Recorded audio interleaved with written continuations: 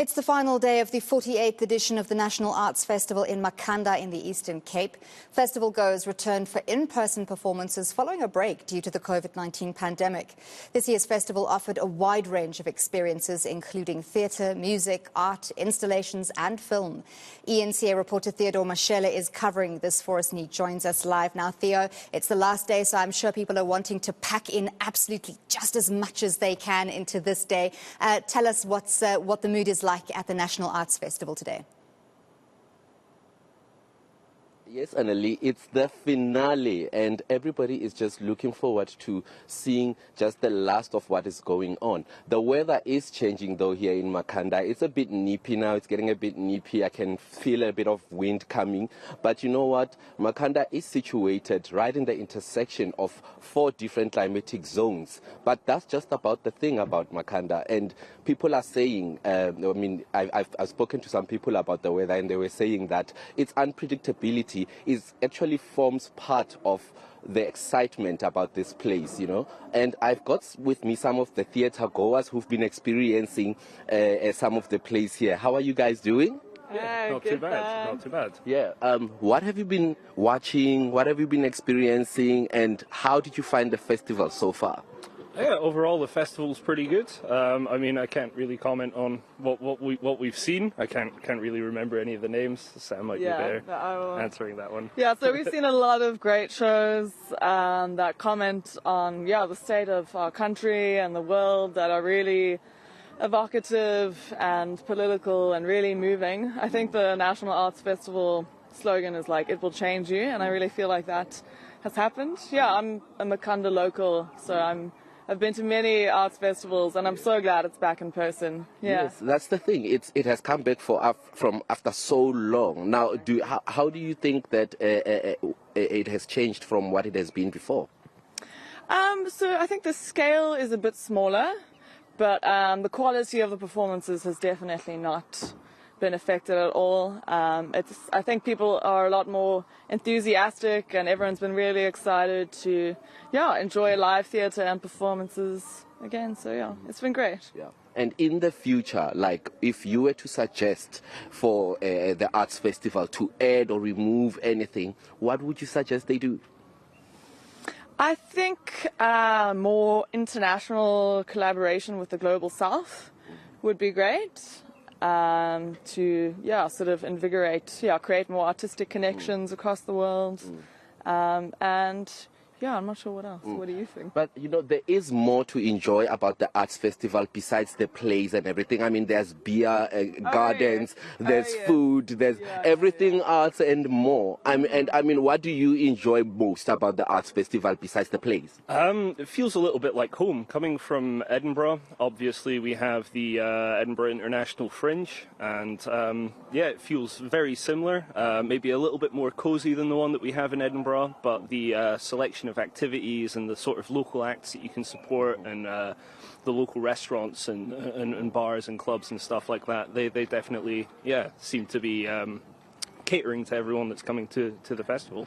Yes, and I mean, there is music. I mean, I was talking to the CEO earlier on, and she was telling me that they're trying to incorporate more musicians and have more concerts into it. Yeah. Is that something you feel like should be happening more in these kinds of festivals? Yeah, I think so. I mean, people love music. I love music. There's obviously the Jazz Festival, which is great, but I mean, we've had some great performances. I mean, even at the Black Power Station on the outskirts of town, there was some great workshops and live music there, which has been really amazing. And then there have been bigger acts like Amanda Black, which have also been really well supported. So it creates a vibe and it gets everyone to like party and enjoy art at the same time, which is cool. All right. Yeah. I mean, you know, I understand. I just grabbed you guys from getting your coffee, and I was like, but then we just want to share with the people the kind of excitement that is here at the Grahamstown Arts Festival. What would you say to people out there to tell them to come through to watch, to come through and enjoy the festival? I would say, art is so important as a platform for reflection and enjoyment. Everything in between. And I really think that if you want to reflect on our country and the world and have some like even personal sort of reflections, then I think the Arts Festival is a great place to come and do that, because yeah, art is a great way to engage with the world. So yeah. Thank you very much. Yeah, like she just touched on a very important point there, that art is not just about entertainment, and it is about the reflection into what is happening into our country. Earlier on, I was talking to the CEO of the National Arts Festival, and she was saying to me that, you know, it's not all about just artists coming back, but it's also about the fact that we need to start reflecting on what is happening right now, including load shedding. And load shedding has been a problem in not only the art industry, it affects everybody, but this festival managed to continue despite the fact that there's load shedding. Generators were gotten, people were chipping in to make sure that the festival is ongoing and nothing can stop it. And it has just been amazing how artists have been sticking together to make sure that this industry survives. You spent a couple of days at the National Arts Festival. Hopefully you've seen a couple of shows while you've been there. Tell us, what's been your favorite?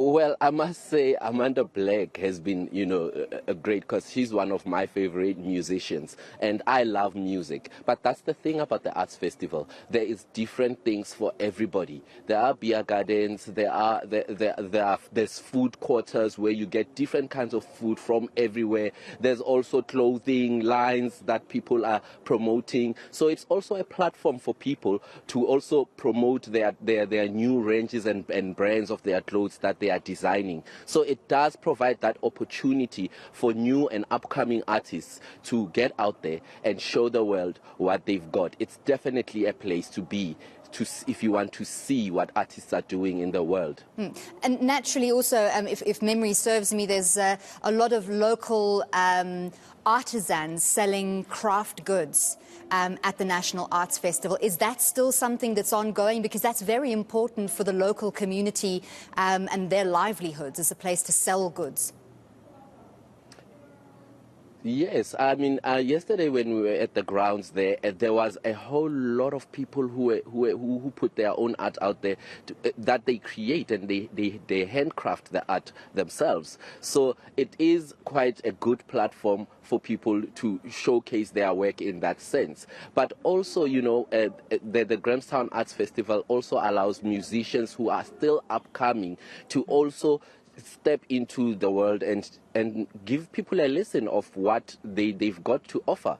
And it doesn't only give an opportunity for people who do a specific type of art, but different types of art. And there's a different, everywhere you go, there's just different things to experience, just like we had right now. And I just heard from the CEO earlier on that they are even planning to bring more musicians onto the Arts Festival, because they've noticed that people enjoy watching music concerts. They don't just want to sit down and watch plays. Sometimes people want to drink, they want to dance, they want to have fun. And this is what the Arts Festival is about. It's about catering to everybody. And I think like they did a very good job so far. Great. Also very important for the economy of Makhanda. Gives them a real boost, and glad that this festival has come back in person. Thank you very much, Theodore Mashele, coming to us from Makhanda for the last day of the National Arts Festival.